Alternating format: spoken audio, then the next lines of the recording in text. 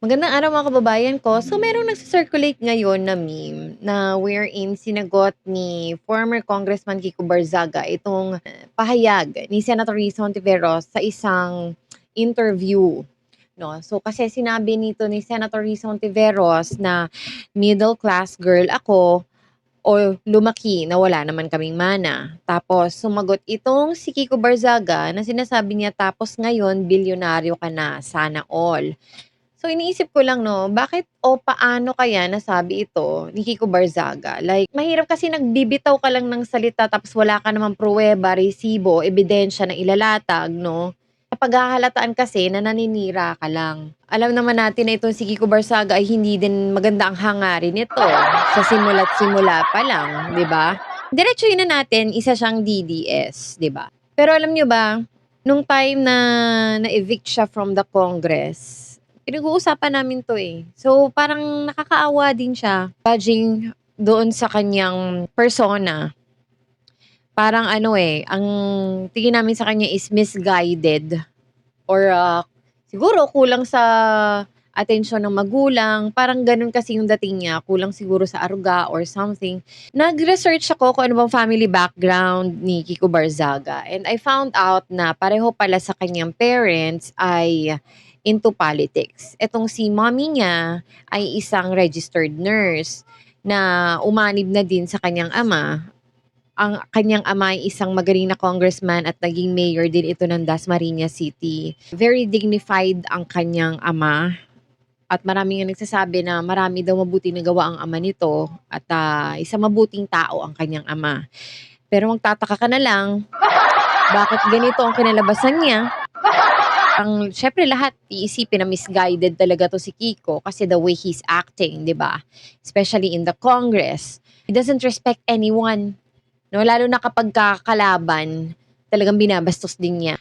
However, etong si Kiko Barzaga ay parang nadadala lang din siya sa influence ng mga ibang tao 'no. Kagaya nga ng mga naging kaibigan niya lately 'no, dito sa politics din like yung anak ni Lauren Legarda na ito si Leandro Leviste. Ito talaga yung malala na masasabi kong deretsahan.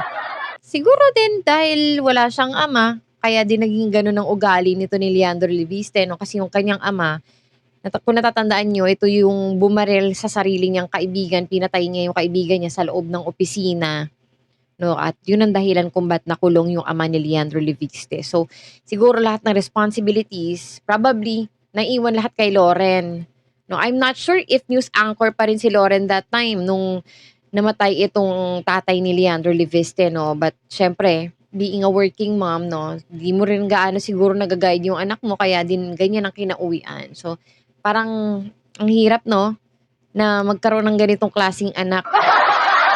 Yung mga naging kaibigan ni Kiko Barzaga yung anak ni Marcoleta, 'di ba?